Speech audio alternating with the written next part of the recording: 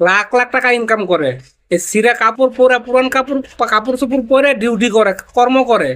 আর বাড়ি যখন যায় তখন ওই যে বালিশের নিচে একটা নতুন একটা কাপড় বাস করে থুয়ে যায়, ওই ইস্ত্রি মিস্ত্রি করে গায়ে দিয়ে মানে ফিটফাট হয়ে গ্রামের বাড়ি যায়। মানুষ মনে করে ওরে জমিদার আইছে, জমিদারের ফলা আইছে। গ্রামের লোকের আত্মীয় স্বজন মনে করো জমিদারের ফলা আইছে।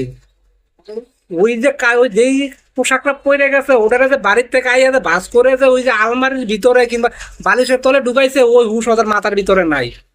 ঢাকা শহরে কি ব্যাপারে, ঢাকা শহরে যারা চাকরি করে তারা বুঝে যে ঢাকা শহরে থাকার কি যন্ত্রণা। একটা মানুষ যদি 30,000 টাকা ইনকাম করে, 30,000 টাকা ইনকাম করলে 15,000 টাকা 16,000 টাকা জায়গায় একটা বাসা বাড়ায়।